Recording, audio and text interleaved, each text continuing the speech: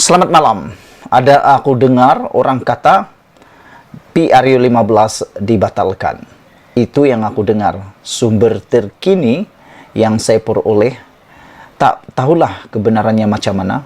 Tapi ura-uranya kata Agung tidak perkenankan PRU 15. Sebenarnya itulah yang dikehendaki oleh rakyat Malaysia. Semoga apa yang kita dengar ini, kabar angin yang kita dengar ini, menjadi kebenaran. Kerana di Malaysia, kabar angin biasanya menjadi kebenaran. Semoga kabar angin yang kita dengar, PRU dibatalkan untuk tahun ini benar-benar jadi realiti. Walau bagaimanapun hari ini, benar-benar kejutan dibuat oleh Yang di-Pertuan Agong. Kejutannya luar biasa. Kebawah Duli Yang Maha Mulia Yang di-Pertuan Agong sanggup mencemar duli, turun ke bawah, melihat kesengsaraan rakyat. Beginilah yang kita kehendaki seorang pemimpin ketua negara, daulat tuanku. Sepatutnya semua ahli politik melihat dan meneladani Kebawah Duli Yang Maha Mulia Yang di-Pertuan Agong. Melihat apa yang dilakukan oleh Yang di-Pertuan Agong. Bukannya sibuk nak bubar parlimen, sibuk nak merampas kuasa, sibuk nak menjadi Perdana Menteri, sibuk nak melepaskan diri, sibuk macam-macam. Yang paling teruk, sibuk nak mahu PRU. Padahal kita semua tahu, sekarang ini di mana-mana berita tentang banjir, berita tentang hujan lebat, dan sekarang ini sudah kelihatan banyak pusat pemindahan sementara PPS dibuka, termasuk di kawasan Parlimen Ahmad Maslan, di Pontian, di Johor, di Pahang, di Selangor, sudah mula dibuka, di Perak. Tapi kenapa ada lagi segelintir pemimpin politik yang gairah, yang begitu berahi, nak mahu PRU segera diadakan? Walhal Agung pada hari ini memang telah sah membuat kejutan ketika desakan bubar parlimen semakin berahi, semakin memuncak mahu diadakan. Agung pula melawat pusat ramalan banjir. Sepatutnya aku fikir semua ahli politik yang mahu PRU ataupun tidak mahu PRU bukan bertelaga sesama sendiri, tetapi lakukan seperti yang di-Pertuan Agong lakukan ini. Pergi ke kawasan-kawasan banjir, pergi ke pusat ramalan banjir ini, belajar, study, cuba teliti siasat apa yang akan bakal berlaku kepada Malaysia supaya kita ada persediaan. Kata pepatah, sediakan payung sebelum banjir. Bukannya sudah terjatuh baru tengadah. Bukannya sudah berlaku baru menyesal. Yang di-Pertuan Agong hari ini diberi taklimat berhubung situasi banjir dan cuaca akhir tahun di Pusat Ramalan dan Amaran Banjir Negara hari ini. Jadwal sesi hari ini antara lain menyebut taklimat akan disampaikan oleh Ketua Setiausaha Kementerian Alam Sekitar dan Air KASA Zaini Ujang dan Ketua Pengarah Jabatan Meteorologi Malaysia Met Malaysia Muhammad Helmi Abdullah. Menurut pegawai Istana Negara yang turut hadir, pihak istana meminta taklimat diberikan agar Seri Paduka dapat menilai persediaan agensi kerajaan untuk menangani musim banjir tidak lama lagi. Lihat di sini betapa Agung pun menyedari bahawa musim banjir akan berlaku tidak lama lagi. Itu sebab Agung sanggup mencemar duli, turun ke bawah, memerhati, meneliti, mengkaji dan cuba mendalami masalah rakyat. Sepatutnya para pemimpin memilih melakukan seperti yang dilakukan oleh Agung.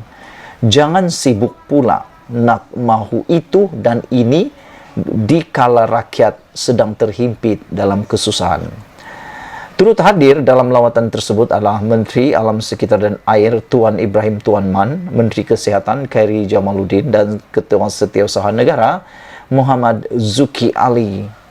Difahamkan Khairi jangka memberi taklimat berkenaan situasi COVID-19 serta persediaan Kementerian Kesihatan untuk menghadapi musim banjir. Lawatan baginda ini adalah diadakan ketika desakan kepimpinan tertinggi UMNO agar Perdana Menteri Ismail Sabri Yaakob segera membubarkan parlimen. bagi memberi laluan kepada PRU15. PH dan Perikatan Nasional pula berpandangan PRU15 hanya diadakan selepas musim monsun timur laut, yaitu bermula November ini sehingga Mac tahun depan.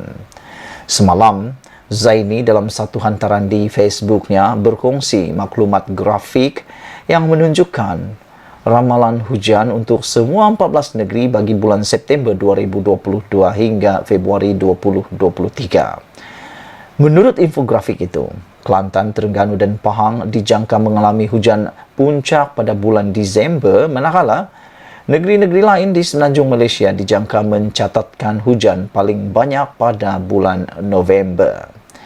Sementara itu, ramalan bagi Sabah dan Sarawak pula menyaksikan kedua-dua negeri Malaysia Timur itu menerima hujan puncak pada Februari 2023. Ismail Sabri dijadual menghadap Yang di-Pertuan Agong pada jam 4 tadi dan telah selesai pun beliau menghadap Yang di-Pertuan Agong sebelum Kabinet bermesyuarat pada hari esok. Belanjawan 2023 kemudian dijangka akan dibentangkan di Dewan Rakyat selepas itu. Saudara-saudara yang saya hormati sekalian, begitulah kesanggupan Kebawah Duli Yang Maha Mulia Yang di-Pertuan Agong turun padang melihat sendiri kesusahan dan keperitan rakyat. Aku harap apa yang dilakukan oleh Yang di-Pertuan Agong ini menjadi teladan kepada semua pemimpin politik yang ada di Malaysia. Tak malukah melihat Yang di-Pertuan Agong sanggup meneliti kesusahan rakyat, sanggup mencemar duli turun padang meneliti bagaimana keadaan sekiranya berlaku PRU. Tak malukah para pemimpin? Itu persoalan yang besar. Dan seperti yang makin hangat diperkatakan sekarang ini, sebenarnya bukan semua mahu PRU diadakan. Hanya ada satu parti politik yang benar-benar beria-ia nak sangat PRU, yaitu UMNO. Jadi yang menghairankan, apa sebenarnya yang mahu dikejar UMNO? Apa sebenarnya yang mau diperjuangkan UMNO untuk PRU 15 ini? Kalau dikala Kerajaan Perikatan Nasional gabungan PAS bersama dengan gabungan Barisan Nasional mahu PRU itu, tetapi bukan semua, hanya sedikit yang mahu. Kenapa? Apa sebenarnya yang mereka kehendaki?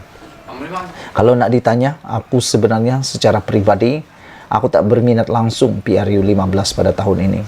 Kerana banyak pertimbangan yang mau dibuat.